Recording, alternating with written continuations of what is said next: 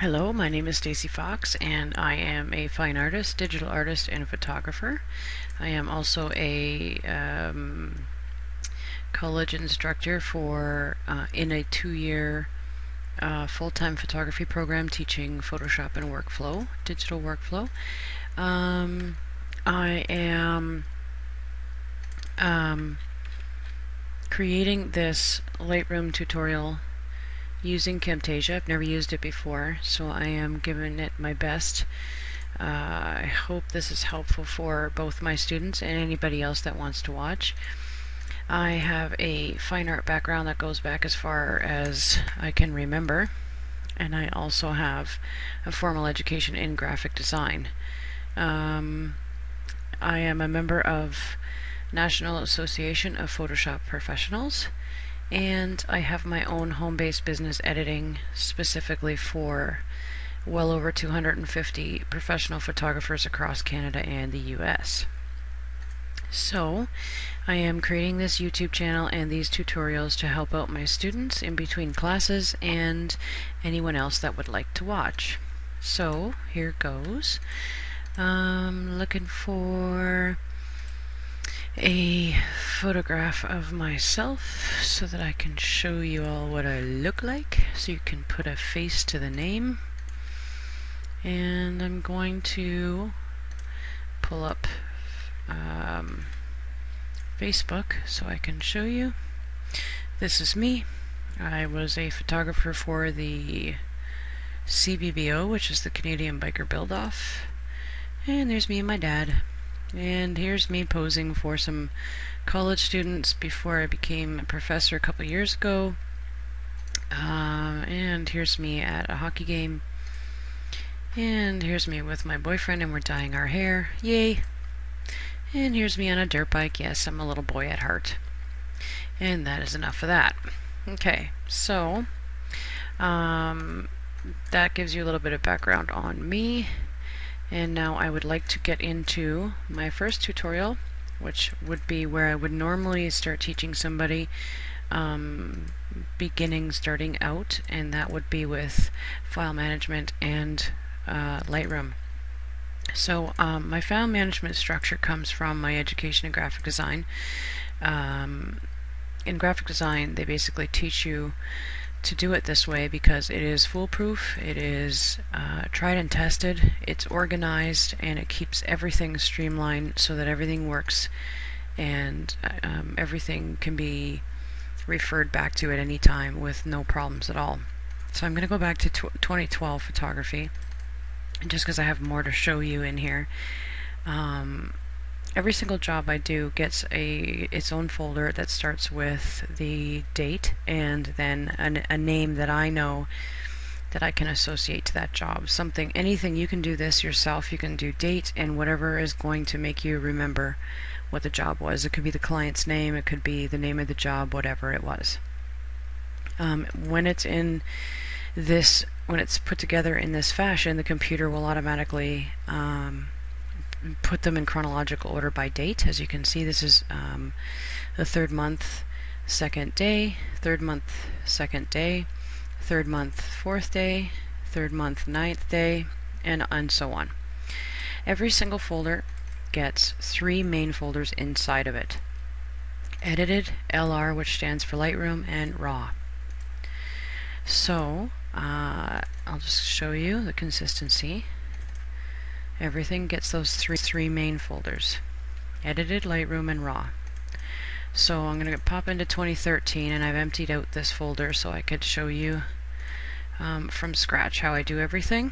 Now I'm going to get into just basically how Lightroom works, and I'll get into the details of editing inside of Lightroom in another tutorial. But for now, I just want to show you my file management structure and the do's and don'ts and the whys. So I'll go in here, and I'm going to pretend that I just got home from a photo shoot. I created a folder called raw, and I dumped all of my raws from my CF card into that folder. Now I'm going to create the LR folder. I'm going to create the edit folder. I've got my 3 main folders. Once that's done, then I can open up Lightroom. Now when you open Lightroom, Lightroom is always going to want to open up the last catalog that was open. In this case, it was deleted, so this is the window that comes up. So it's going to ask me to use a default, which I never do, or choose a different. So I'm going to say choose a different. And then you'll get this window, and this window asks if you want to choose a different one from these, which are old ones that have been opened in the past, or create a new. I want to create a new because this is a new job. So I'm going to say create new. I'm going to navigate to that folder. I'm going to go to the LR folder, and I'm going to give it a name. I'll call it Ice Dogs, and I'll say save. So what Lightroom is going to relaunch, and either at the top in the middle or on the far left hand side you're going to see the catalog you just created, which is now open and empty. If I pull that down and have a look in here now, you'll see there's a folder that Lightroom automatically created, and it put inside of it the necessary files that Lightroom uses. So let me explain these a little bit. The previews file is the data that's held by the catalog, showing that it holds the previews that load in here, so that the next time you open this, they'll load nice and quick. These two are temporary files that only stay open while Lightroom is open. So when I close this, you'll see those two files will disappear. Lightroom is a software that works by file association. So essentially, it speaks to this folder. So nothing is essentially being done to your RAWs inside of Lightroom. So let's relaunch Lightroom. You'll see those two temporary files come back. The meat and potatoes of Lightroom is to basically record data. So anything you do within Lightroom gets stored in that folder. As you're doing it, sort of on an instant level, is what these two files do. That's why they disappear when you close Lightroom. And again, these hold the previews, so they render quickly each time you go to open up this catalog. So now that it's open, you're in library mode by default. If you're not, if it opens it in develop mode, make sure you're in library mode, because these options are different in each of these modules. So under develop, you've got develop settings. So these would be all of your editing features over here, and user presets and history on this side. So I'm going to go back into library, and I'm going to say import.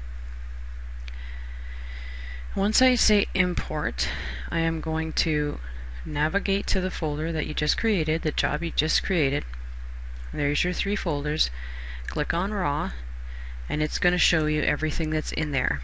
It's going to tell you the number of files that it sees. And I'd like to take the opportunity actually at this point to point out that if you are with two shooters, yourself and an assistant, or yourself and another primary shooter, what you can do is you can inside of the RAW folder, let me just go back to this.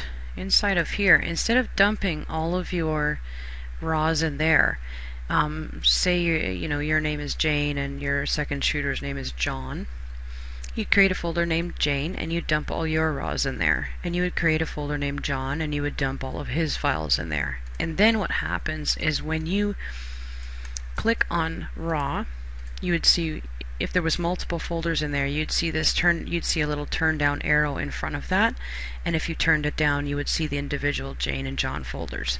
But if you just click on the root folder, just the RAW folder, it's going to see that there's the total number, and it will import them, but it will always maintain those two folders that are in there, so it knows it's reading it from two separate folders.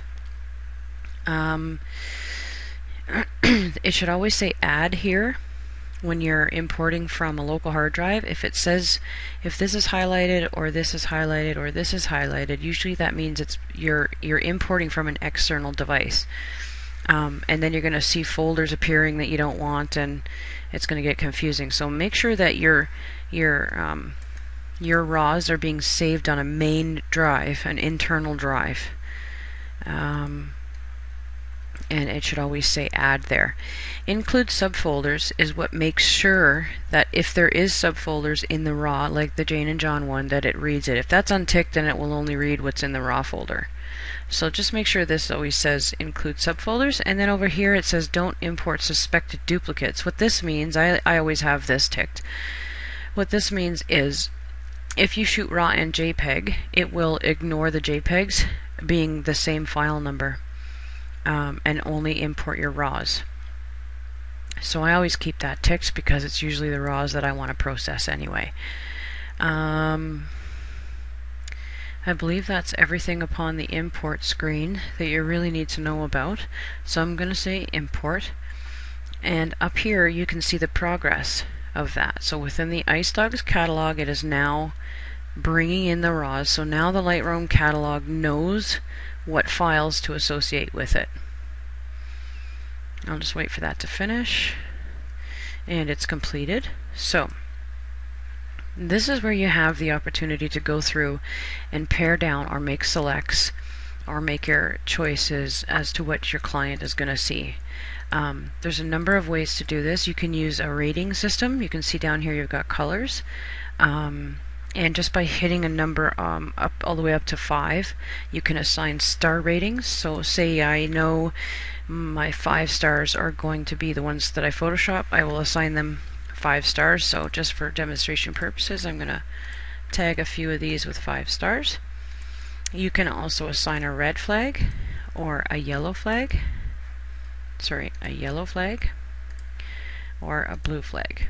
Now, the purpose of doing this is because it helps prevent redundancy. So if you have your own rating system set up where you want to have 5 stars as the ones you know you're going to Photoshop, or red stars are going to be for your blog, blue flags or sorry, red flags are for your blog, and blue stars or blue flags are for Facebook or something like that, then you can have your own rating system. As long as you're consistent with it, you'll always remember it, and it'll work wonderfully.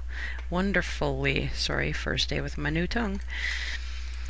Once you've gone through, you can there's a couple of ways to get rid of the stuff that you don't want in there. You can hit delete on your keyboard, and you'll get 2 options: delete from disk or remove. Delete from disk completely removes it out of your raw folder, as in deleted and gone forever. Remove will just kick it out of the Lightroom catalog. So you can do it that way, or you can hit X on your keyboard and it just rejects it. So basically it's still in the Lightroom catalog, which means you can undo that rejection just by hitting X again. Or you can leave it rejected and it's grayed out. When you're not clicked on it, it's grayed out. So basically Lightroom will ignore that one. And then you can use these filters to say show me only the rated ones. You can say show me only red flags, and you can set custom filters up here as well. So to turn them off is to see all of the photos. So at this point, you've kicked out everything you don't want in there, and now it's time to go ahead and proof them all. So I believe there's some quick edit features in here, but I usually do most of my editing in develop mode. So I'm going to go in develop. I'm going to hit this little arrow to make my thumbnails stay there. So basically, I do most of my proofing, which is just proofing in Lightroom. Just exposure, contrast, blacks, white balance. With raw files, obviously, you can go really warm, you can go really cool, somewhere in between, or you can grab the white balance picker tool, click on something that's supposed to be white, and get a fairly accurate, realistic, proper white balance. It doesn't work every time. If you want, you can click on anything that's white, anything that's black, or anything that's supposed to be gray, and it should give you a really good white balance. You might have to do it a couple of times depending. It's not set in stone, but it does usually give you a good white balance by doing that. So what I'll do is I'll go through and I'll proof everything, get the whole job looking really nice and consistent throughout. Go back to library mode. Once all of that main editing is done, then I'm going to hit Control A on the PC or Command A on the Mac, which selects all, and I'm going to get ready to export them to the edited folder. In this case, I'm only going to grab one row because I want it to happen fast for the purpose of demonstration. So I'm going to hit, so let me just recap. Everything is proofed, all the junk is gone, everything you want out of there is gone, your rating system is in place, and you're ready to export the whole job. So I'm going to pretend I have everything selected, and I'm going to say export.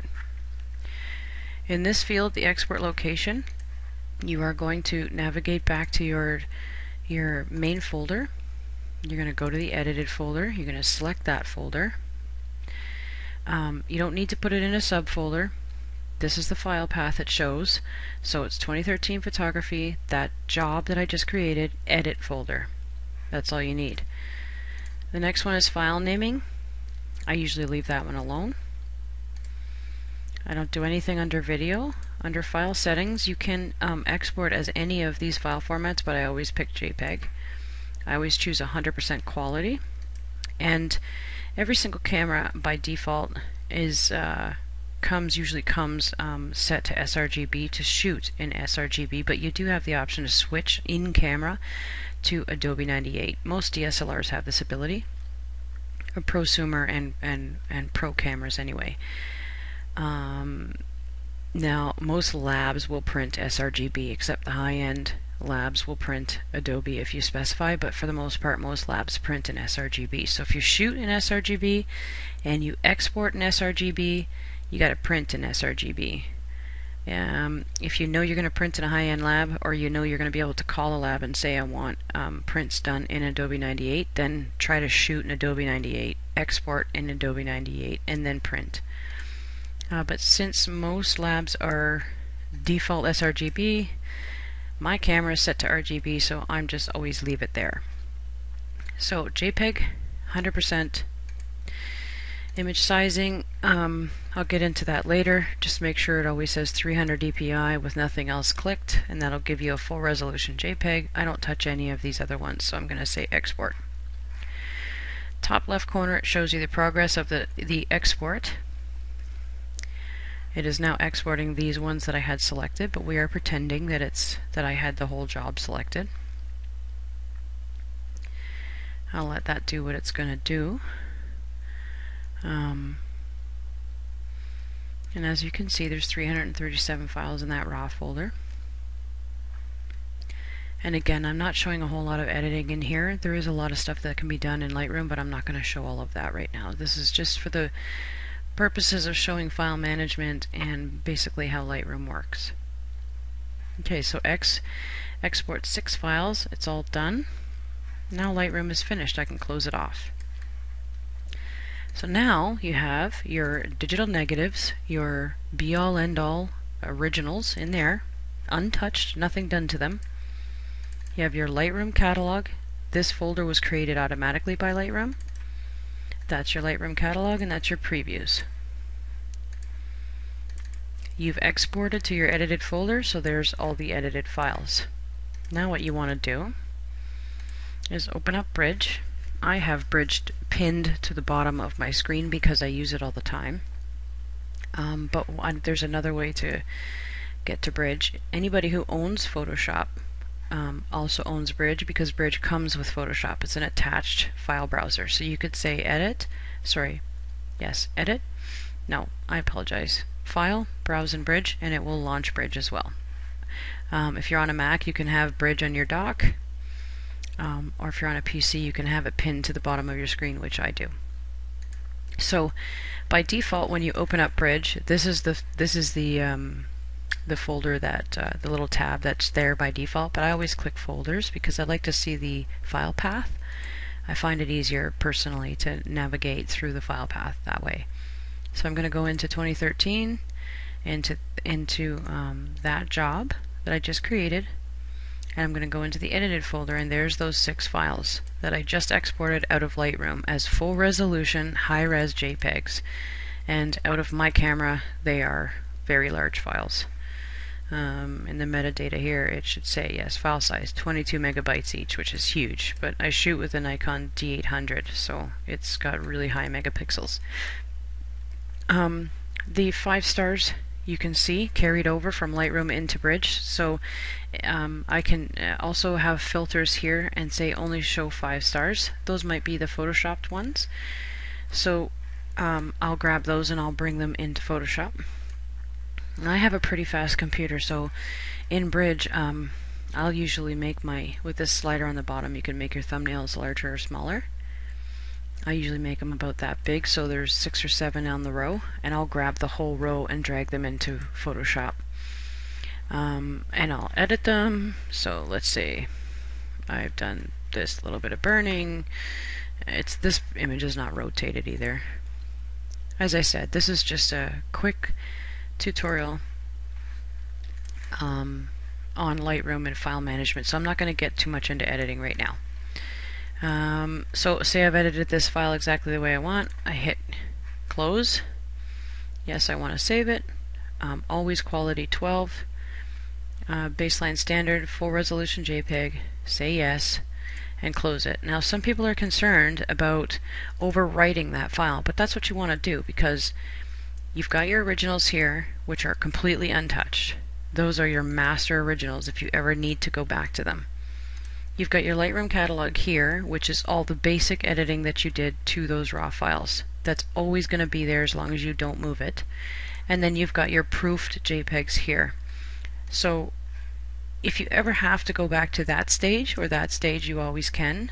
So within the edited folder, you don't need to save as duplicates. I know some people will save it. If it's been heavily photoshopped, they'll save it as a copy and leave this edited file there. There's no need to do that. Unless it's an ongoing project. But for the most part, you just want to whip through these. You want to Photoshop the ones you want, overwrite them within the edited folder, and then when you're finished, however you give your client the edited finished files, this could be a wedding and it could be 1,000 images, and maybe you Photoshop 25 of them, then the whole job is finished and ready to go as one folder. Just burn it to a disk or stick it on a USB stick or however you're going to give it to your client. Done deal. And just to give you an idea on how fast it can be done, a lot of my clients are wedding photographers, and I get anywhere from 700 to 1,000 images per job, and I can do 1,000 images proofed with about 25 of them photoshopped and cleaned up and given a little bit more TLC than what you can do in Lightroom in about 4.5 hours. So once you get proficient at it, it gets a streamlined, super fast, foolproof, organized way to do things. So that said, I hope this tutorial helps you out. And to my students, you guys can stop and rewind and listen to this over and over again. I hope I explained myself well, and I hope I didn't say too much. Yeah, there we go. I just said it again. So there you go. That's my first tutorial on file management and basically how Lightroom works. I hope that helped you, and tune in for more, because I will be making a lot more of these tutorials. I'll get into more of the editing that you can do inside of Lightroom and more of the features as well. So stay tuned. Thanks for watching. Ciao for now.